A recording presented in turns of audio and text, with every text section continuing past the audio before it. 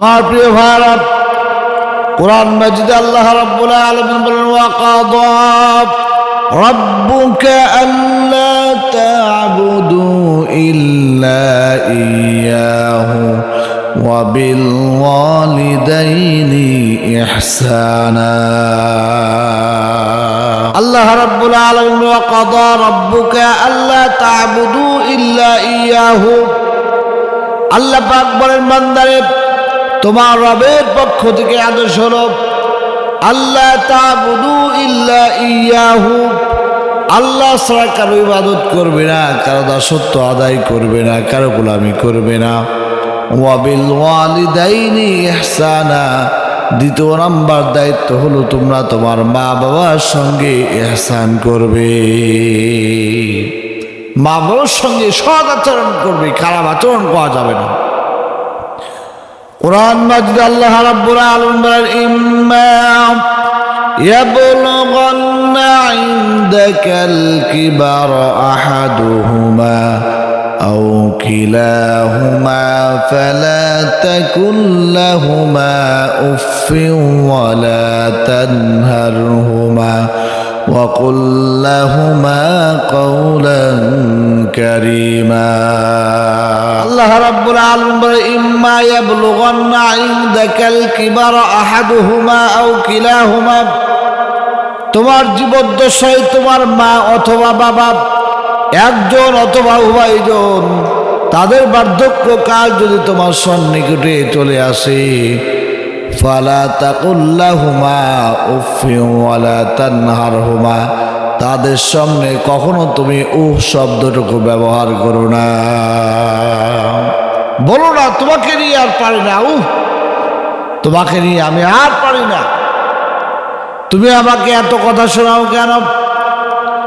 আমার প্রিয় ভাইরা, মা বাবা যদি বৃদ্ধ হয়ে যায় তখন তারা একটু বেশি কথাবার্তা বলে।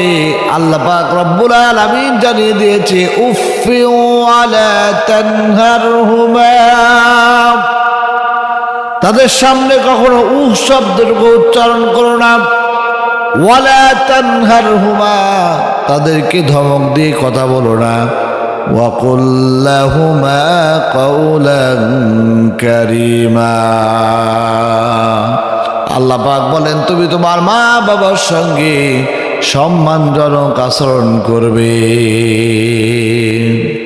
আমার প্রিয় ভাইরা, মা বাবার সঙ্গে সৎ আচরণ করতে আল্লাহ পাক আদেশ করেছেন। কুরআনুল কারীমে আল্লাহ পাক বিভিন্ন জায়গায় মা বাবার কথা বলেছেন।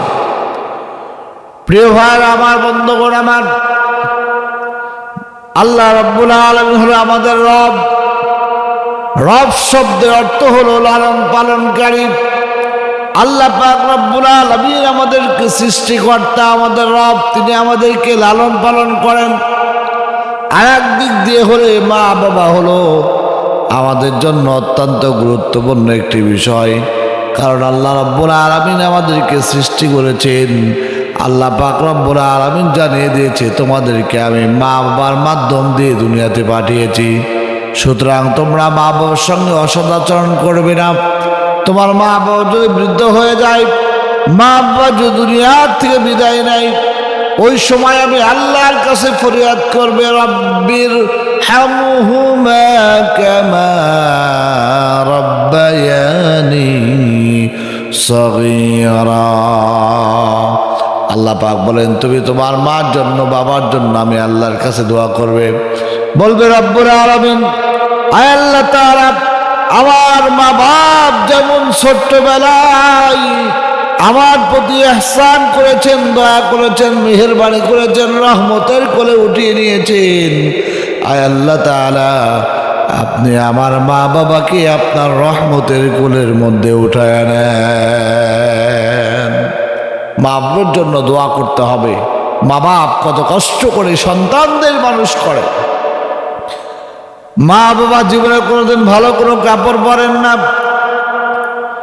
ভালো কোনো খাবার খান না। আমার সন্তানের জন্য জমাইতে হবে, সন্তানকে শিক্ষিত বানাতে হবে, সন্তানকে উন্নত পর্যায়ে যেতে হবে। এই জন্য মা বাবা নিজে না খেয়ে সন্তানের জন্য তিল তিল করে টাকা পয়সা জমিয়ে সন্তানকে শিক্ষিত বানায়। আমার প্রিয় ভাইয়েরা, মা বাবার জন্য সদকায়ে জারিয়া করবেন। কত মানুষ আছে এমন মানুষ, মা বাপ হাজারো কষ্ট করে সন্তানদেরকে লেখাপড়া শিখিয়েছে, শিক্ষিত বানিয়েছে, ইঞ্জিনিয়ার বানিয়েছে, ডাক্তার বানিয়েছে, এরপরেও দেখা গেল সন্তান সবেমাত্র ভালো একটা চাকরিতে জয়েন করেছে, এরপরেই মা বাপ দুনিয়া থেকে বিদায় নিল। এমন হাজারো ঘটনা সমাজে দেখা যায়। এই জন্য মা বাপের সঙ্গে অসৎ আচরণ করা যাবে না।